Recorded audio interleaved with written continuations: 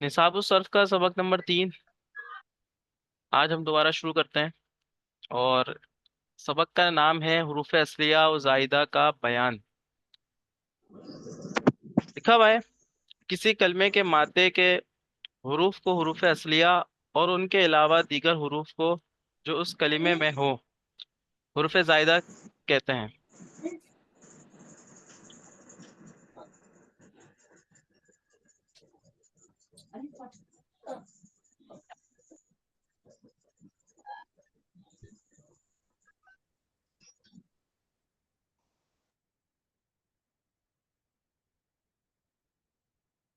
Camera किसका खुला हुआ है? चले।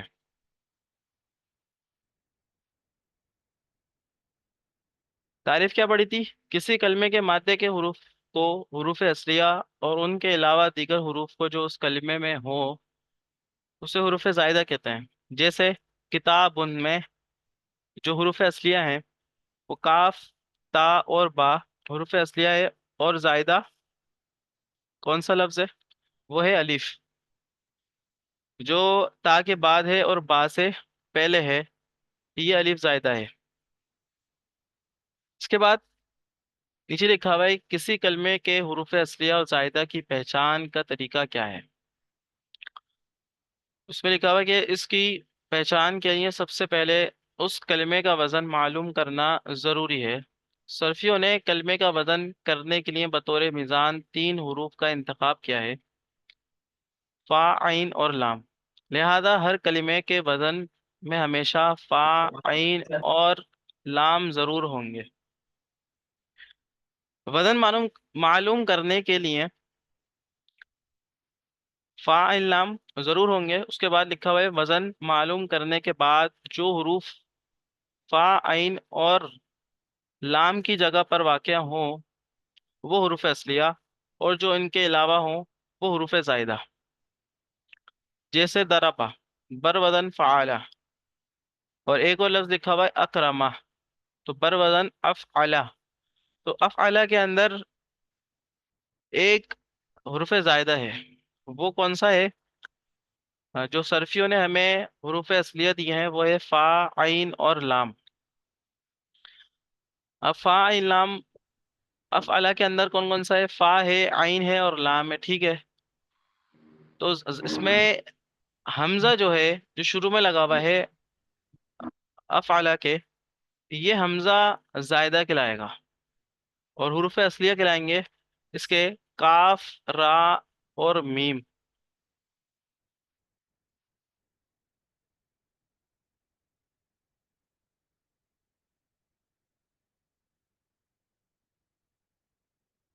फायदा,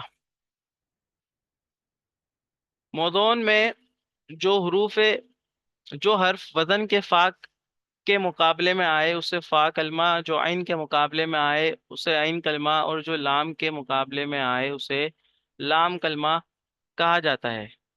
ठीक है।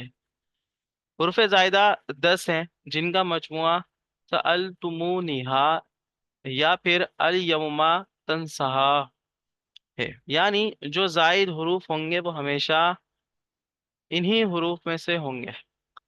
मतलब मजमुआ लिखा हुआ है इनका, अगर इसको अलग अलग किया जाए तो सीन, हमजा, लाम, ता, मीम, वाव, नून, या, हा और अलिफ, ये तमाम जो हरूफ हैं ये बनते हैं हुरूफ जायदा फेल के अंदर। ठीक है। या किसी भी कलमे के अंदर।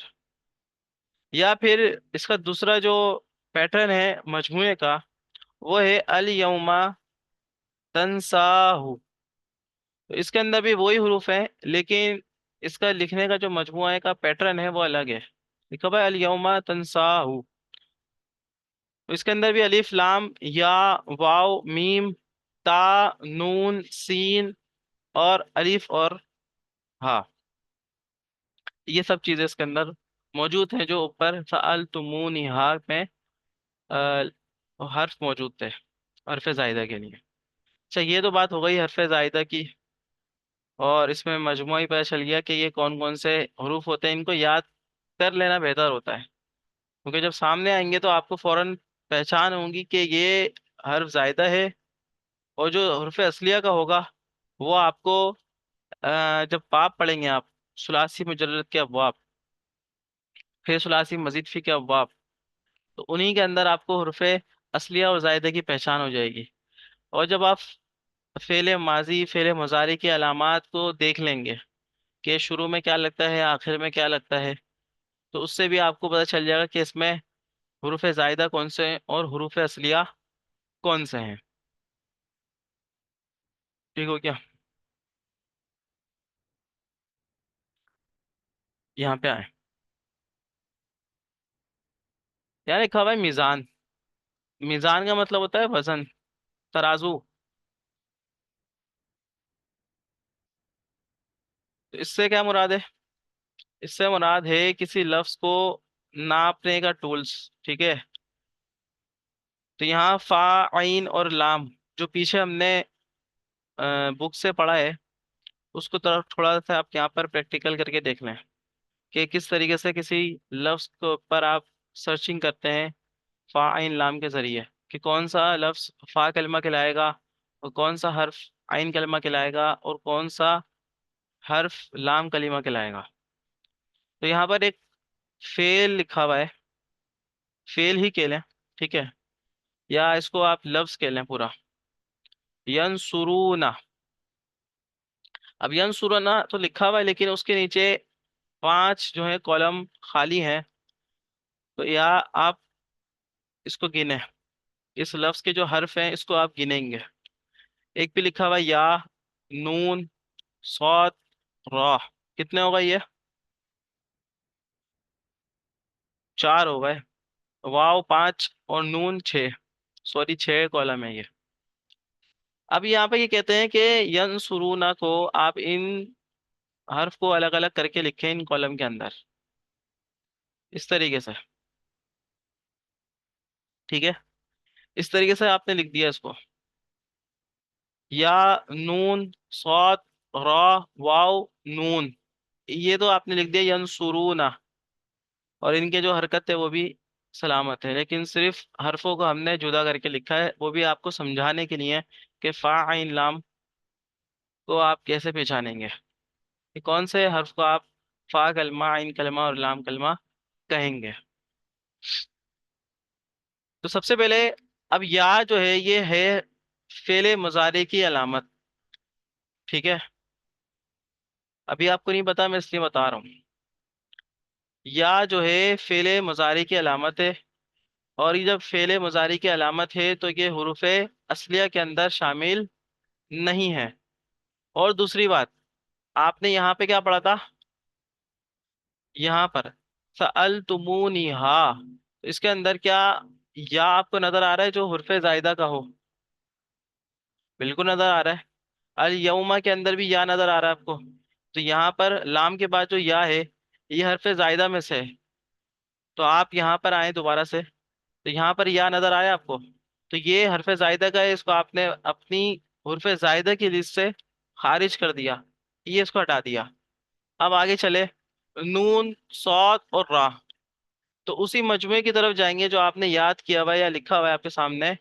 तो यहाँ पर देखें, ये शुरू में जो नून आता है उसकी बात नहीं कर रहे हैं अभी, जो उसकी बात कर रहे हैं। स्वाद नहीं है, रा भी नहीं है, ठीक है। दो लफ्ज भी कट गए, तीनों लफ्ज कट गए बल्कि।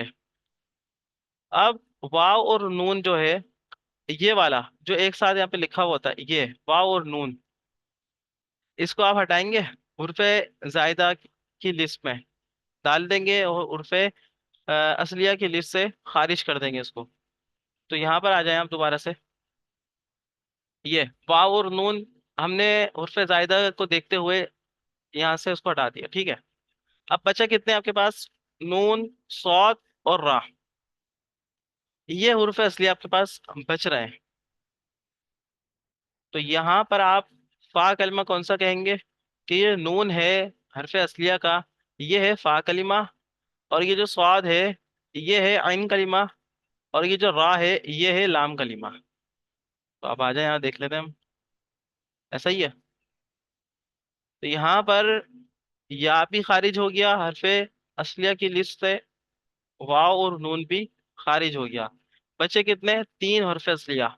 फा, आइन और लाम। ठीक है, मतलब फा कलमा, आइन कलिमा और लाम कलिमा आपके पास ये बचा है।